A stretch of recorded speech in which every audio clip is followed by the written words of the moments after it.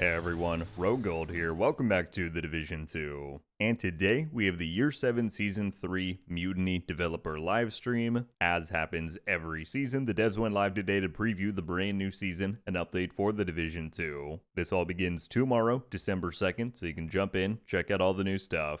Additionally, the patch notes for the season are set to go live any moment from when I'm recording this, so I will add a link to those in the description of this video. But yeah, today we had Yannick, the game's creative director, and Leo, one of our comm devs, to jump on and talk all things Mutiny. I've got all my notes from what they went over, so let's jump right in. They kick things off by showing us the trailer for the new season. Of course, by now we know the general themes, the fact that there is a split within the True Sons, a split in ideologies. So they kind of recap the aftermath of last season, where the pact fell apart because of our intervention at Tidal Basin. Because of that, you now have these True Sons defectors out there, and they are the ones that we are going to be allying with in the new season. They confirmed that this, of course, takes place immediately after last season, but also deals with a lot of the lore threads and themes that have been set up over the past few years, right? With Anderson and Natalia forming that alliance back in the day, the fact that there were already some True Sons that were not quite on board with where the organization at large was heading. This is going to deal with all of that. They then spent a lot of time talking about the highlight new feature for this season, which is NPC Companions. Of course, these have been getting teased ever since Gamescom,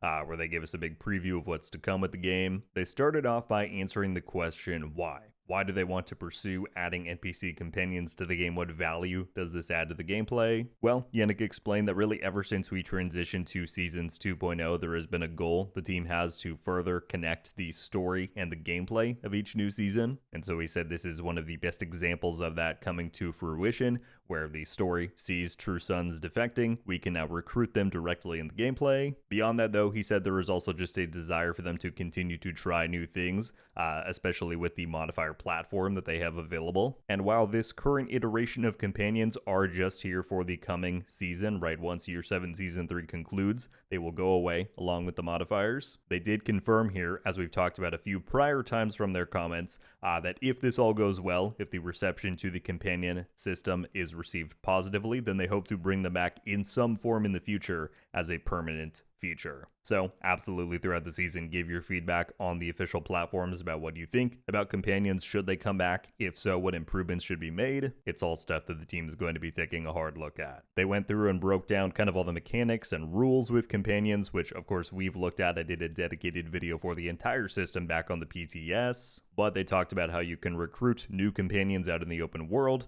Every time you see one, they're going to come with a different roll of traits, so you can kind of seek out which ones you want for your gameplay style. There are the three main archetypes of Assault, Engineer, and Medic. Those are tied to your active modifier, so you can swap out at any time which one you want to join you in gameplay. They confirm that just like this last season, you can upgrade your active modifiers, which in this case is each companion class, up to a total level of 3, which will increase their power and capabilities. And then they covered some of the co-op rules with this new companion feature.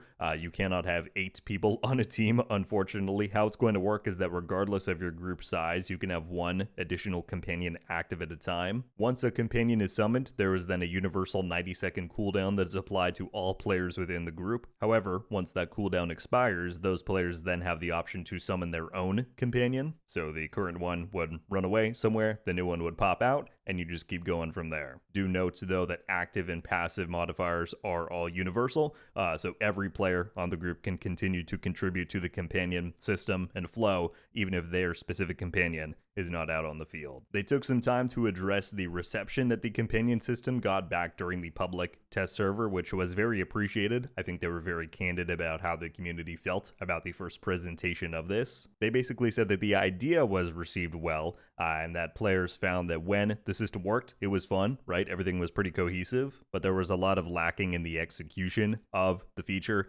Companions would often get a mind of their own. They wouldn't follow orders very well. Sometimes they were clunky or slow to respond. And so they said that over these past, what has it been, only like 2-3 weeks, the team has been very hard at work improving all of this. They claim that significant improvement has been made to companion behavior and AI, so I will be very curious to play that tomorrow and really feel if that's the case. But Yannick says that for those who play the PTS, companions should now feel much more responsive, snappier, smarter, and more potent in gameplay. So that's all really great to hear. I hope it pans out. They also then went through and broke down all of the modifiers, right? The global, active, passive, hostile ones. I'm not going to do that here, but they should all be written out very clearly within the patch notes, which once again are linked down in the description. They then went through and talked about the new gear that we are getting next season, which again, we've already talked a lot about this from the PTS patch notes and showing it off in the PTS itself. But we also here have the finalized changes that have been made from the PTS presentation of all of this. So they said that similar to modifiers, the team's goal is to increase cohesion between the season theme and the new gear we are getting as the seasons go on. And so that's why with this season's gear, you're going to see a lot of stuff that works with allies, which does include the companion. But going down the list, we have the Unit Alloys brand set, which is the super popular new one that deals with rate of fire and assault rifle perks. For those who didn't catch the PTS dev notes that were released at the end of last week, they did decrease the potency of the salvo named holster by just a little bit. It now offers you 5% rate of fire as opposed to 8. They went over the Concentrated Company, which is the new gear set. This has been buffed from the PTS, both in its base capabilities, right, how many stacks you're able to acquire, how long the marks last, but it also now gives you stacking amounts of crit damage alongside weapon damage, so the damage threshold and ceiling on that should be pretty high. We've got the Lockdown and Froth, new named weapons. These come with a perfect version of the new talent, which is Immobilize, granting you extra damage to ensnared targets. They did confirm that this is going to have its potency reduced within PvP, so that's good. There's the Beacon Exotic chest piece, which got some significant buffs from the PTS. Its crit damage, skill efficiency, and armor regen values were all buffed up to just, again, make it more viable. There's the new Bittersweet Exotic Rifle. That did not get any changes to my understanding, but both the Bittersweet and the Beacon are the ones that are going to be available within the Season Pass next season. And then finally, we have the Sheriff Exotic Shotgun. This one as well did not receive any changes so far. I do hope they tweak it a bit before it's released, but that's going to be a little while because this one is tied to the climax mission for the season. Yannick joked that hopefully things go correctly this time, and unlike this past season, we don't get a day one from the previous mission. But yeah, assuming all goes according to plan, then we will be waiting until probably, at this point, February, until we get this one when the climax mission releases. They talked a bit about the new Manhunt for the season. Of course, the overall theme is going to be chasing Anderson's trail after he fled the Tidal Basin Summit at the end of last season. They pretty much confirmed a tease that we got in this previous climax mission, which is quite exciting, which is how the finale this time around should be set at the Ironworks Foundry, right, the location for the Iron Horse raid. They did not confirm that, let me be clear, but Yannick said, there was a tease the players picked up on the location,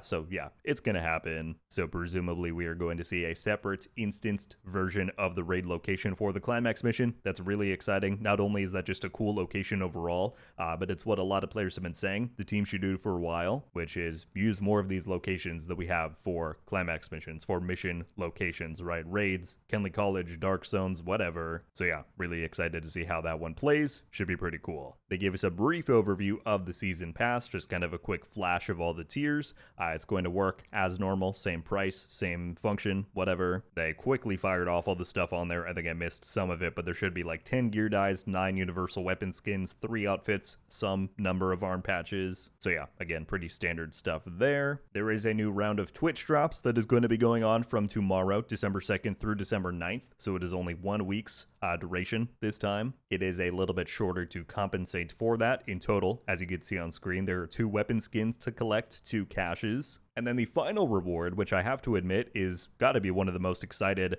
I've been for in terms of Twitch drop rewards in quite a long time. It is a keyboard backpack trophy that if you kind of zoom in, you might see it spells out the Division 2 on the keys. That looks quite cool. I'm excited to get that one and equip it. But as per usual, hop onto Twitch, be sure your Ubisoft and Twitch accounts are linked, and then watch any eligible streamer who has drops enabled, within their title. It should spell it out very clearly. And assuming you watch for those allotted times, you can go in, claim the rewards, and they will show up in game. On the note of events, they then dove into some of the events that we can expect to see this season, though really this month. Everything is coming that they talked about. And this was some of the best information from the stream, honestly. Quite excited for this stuff.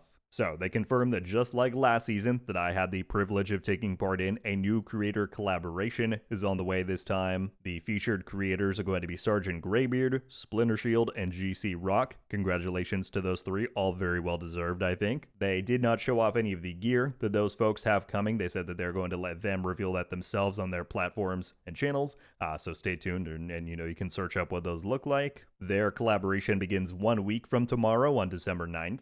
And Leo talked a lot about how they've implemented a lot of the feedback and learnings that they had from the first round of the creator collaboration this past season. So, for example, this collaboration will have a longer duration, so players have more time to get into game and claim all the items. The project chain is going to be shortened down a little bit, so that players can kind of more easily get through that. And then, the biggest change, and this should be very exciting even for fans of myself, the arm patch code situation that went down last time. They have now amended that situation, and not only are these new creators going to get one single infinite use code that everybody can use, but they're going to make that retroactive, meaning sometime, I think later this week, I'm going to get a brand new code for the RogueGold arm patch that can be used an infinite number of times. So anybody who did not get one last time around, you're going to get one from me. I'll end up just like adding it to the description of all my videos so that people in the future can use it too. But there you go. Bravo to the team for pulling that one off and making that change. I think it was very well needed. They then went in and talked about Survive Fest. This was something that was announced back on Friday. I did a video for it because I was very excited for the proposition. Basically, this is something to prepare for the launch of the Division 2 Survivors, which they seem to kind of hint at in this stream should happen next year at some point. But basically, what it's going to be is that for 1 week's duration,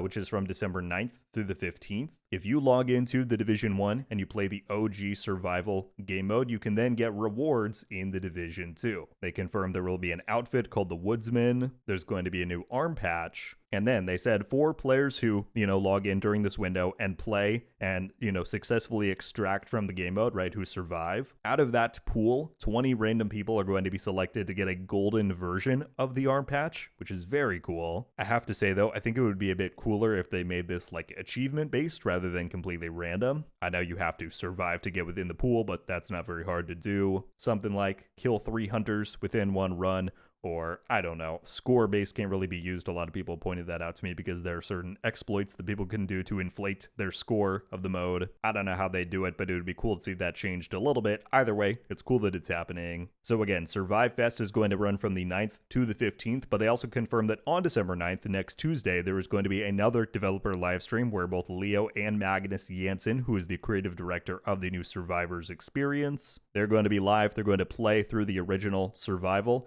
and talk about, everything going on with Survivors, the developments, learnings from the original, answer some questions. So that should be a busy day and a busy week. I'm very excited to jump into that. Finally, they gave us a very brief tease about how there is a winter holiday event on the way this year, just like every year. And while they were unable to give us any details for now, or they didn't want to yet, rather, they said that this is an iteration on the Halloween event that we just had, because that was very successful from like a data standpoint, from a feedback standpoint. So Yannick said that pretty much everything you liked about the Halloween event should be here, bigger and better, for the winter one. And he said that more news will be coming later this month. So very excited for that. Again, I was a big fan of the Halloween event, and I truly hope that they do make it bigger and better in every regard. My friends, that is just about everything there is to go over. That was the developer stream for Year 7 Season 3 Mutiny. Once again, it releases tomorrow, and clearly, judging by some of those events, there are going to be things happening at least throughout the month of December. So plenty going on in the Division 2 and the world of the Division. I would love to get your guys' thoughts on any and everything that we went over in this video. What do you think about the offerings of the new season, the changes that they implemented from the PTS,